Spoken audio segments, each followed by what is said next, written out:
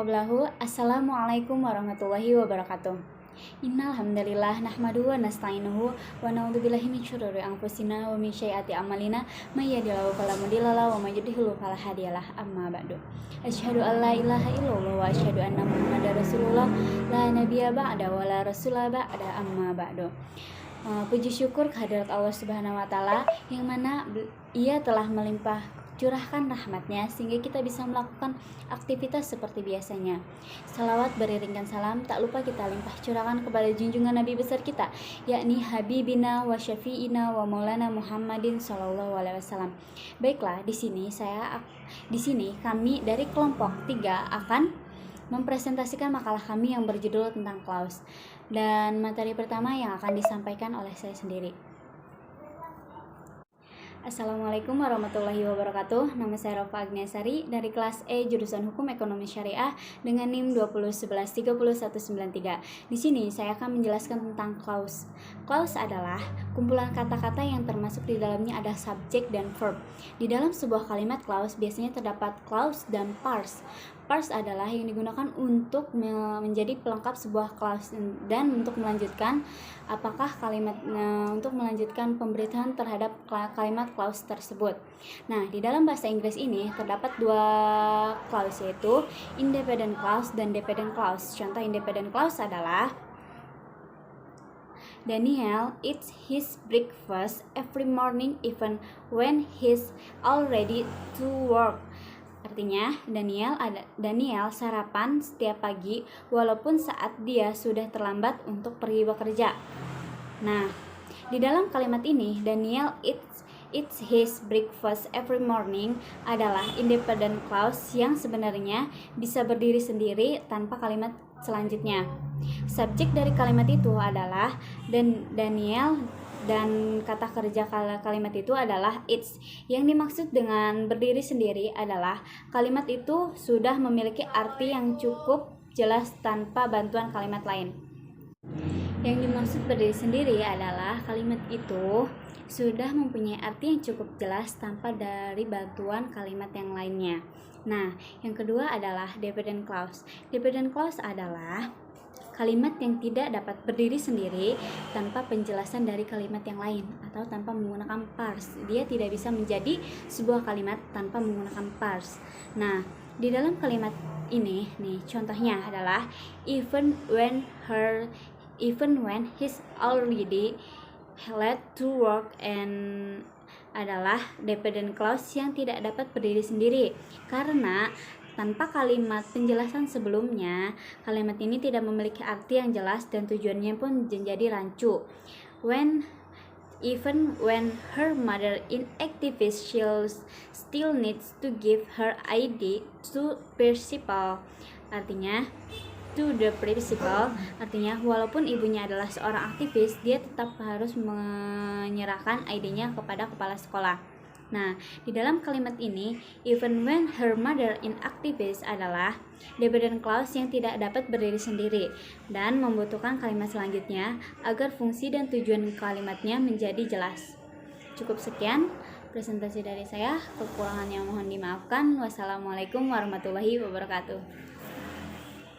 Pemaparan materi selanjutnya yang akan disampaikan oleh Saudari Cucup. Kepada Saudari Cucup dipersilahkan. Bismillahirrahmanirrahim. Assalamualaikum warahmatullahi wabarakatuh. Nama saya Cucup Rabiatul Adawiyah dengan nomor NIM 201130191. Baik, di sini saya sedikit menjelaskan tentang makalah yang sudah dibuat, yaitu dari tentang noun clause. Nah, di sini noun clause itu merupakan clause kata benda yang difungsikan sebagai noun dalam sebuah kalimat. Nah, clause ini yaitu dependent clause yang memiliki satu subjek dan satu verb yang tidak dapat berdiri menjadi sebuah kalimat yang utuh. Nah, contohnya ada pada kalimat I love you behave. Nah, di situ artinya aku suka cara kamu berperilaku. Nah, dari kata tersebut yaitu behave. Nah, di behave itu adalah noun clause. Nah, noun clause itu kenapa? Karena susunan tersebut tidak dapat berdiri sendiri menjadi sebuah kalimat. Nah, Di selanjutnya, dari noun clause ini memiliki fungsi yang sama dengan noun phrase dalam sebuah kalimat, diantaranya pertama sebagai objek, sebagai komplement, sebagai subjek, terus setelah preposisi, setelah kata sifat, dan setelah kata benda. Nah, di noun clause ini memiliki fungsi yang sama dengan noun. Nah, di sini fungsinya itu adalah pertama sebagai objek, yang kedua sebagai komplement, yang ketiga sebagai subjek, yang keempat setelah preposisi, selanjutnya yang kelima setelah kata sifat, dan yang terakhir yang keenam adalah setelah kata benda. Nah, di sini ada perbedaan dari noun clause dan noun. Nah, di sini perbedaannya, kalau noun dia itu adalah pada noun clause itu terdapat subjek dan verb, sedangkan pada noun ataupun noun phrase dia itu tidak gitu. Nah, contohnya ada pada kalimat contohnya itu my father know where my friend lives. Nah, di sini artinya ayahku tahu di mana temanku tinggal. Nah, selanjutnya klausa kata benda yaitu klausa yang memiliki kedudukan seperti kata benda. Nah, klausa ini berfungsi sebagai pengganti kata benda dan pembentukannya dapat dilakukan dengan bantuan why question, words, better, if, the, that. Terima kasih kepada Saudari Cucup yang telah mempresentasikan makalah kami, dan untuk selanjutnya yaitu pemateri ketiga yang akan disampaikan oleh Saudara Fadil. Assalamualaikum warahmatullahi wabarakatuh. Nama saya Muhammad Rizky Fadilah dengan NIM 201130206. Kali ini saya akan melanjutkan materi dari teman saya, yaitu tentang adjective clause. Adjective clause atau disebut juga dengan relative clause adalah klausa yang berkedudukan sebagai adjektif yang fungsi utamanya adalah menerangkan kata benda atau memberikan informasi tambahan kepada kata benda. Kata hubungan yang digunakan untuk menggabungkan adjective clause adalah subject, object, dan possessive. Contoh kalimatnya yaitu I have read the book, you write it by yourself. Dua kalimat tersebut bisa digabungkan menjadi satu kalimat dengan menjadikan salah satunya dependent clause, seperti I have read the book that you write by yourself. Adjective clause terbagi menjadi dua. Yang pertama yaitu relative pronoun, yaitu adjektif yang menggunakan kata hubung relative pronoun, seperti the boy is Tom, he gave me a book.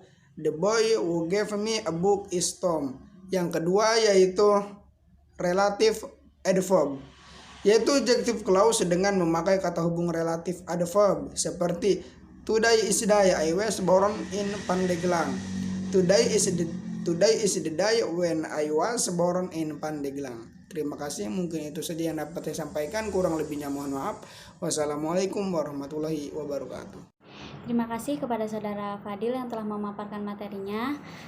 Cukup sekian dari kelompok kami, kekurangannya mohon dimaafkan. Wabillahi taufiq wal hidayah. Wassalamualaikum warahmatullahi wabarakatuh.